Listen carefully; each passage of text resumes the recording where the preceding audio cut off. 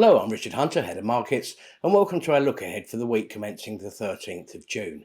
Markets remain very much on the back foot at the moment. The latest announcement from the ECB, European Central Bank, signalling that it will be looking to raise interest rates next month in July, added to the clutch of central banks on a tightening mode at the moment.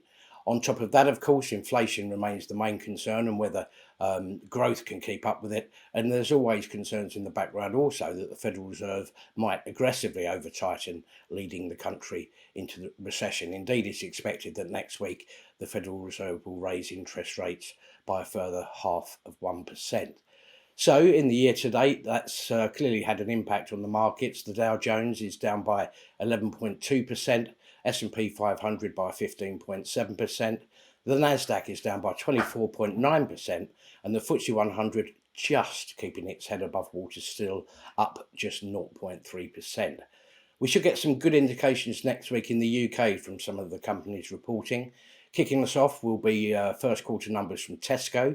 Shares are up about 11% over the last year or so. One of the reasons for that is that when we last heard from them, which was their full year numbers in April, pre-tax profits had risen by 220%.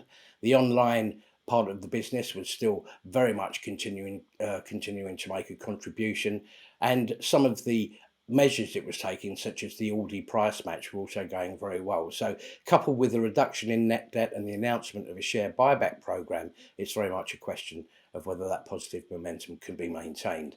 Also, a trading statement due from WH Smith.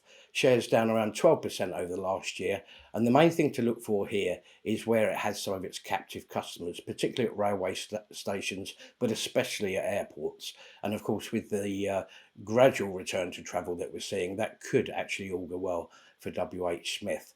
Yet to be confirmed, but should be a trading update also from Whitbread. Shares down around 17% after the sale of its Costa Coffee business to Coca-Cola. This is basically now represented by the Premier Inns franchise. So the question here, of course, is whether UK consumers have opted for staycations and whether there's been any sort of return to the business side of them hiring out their rooms.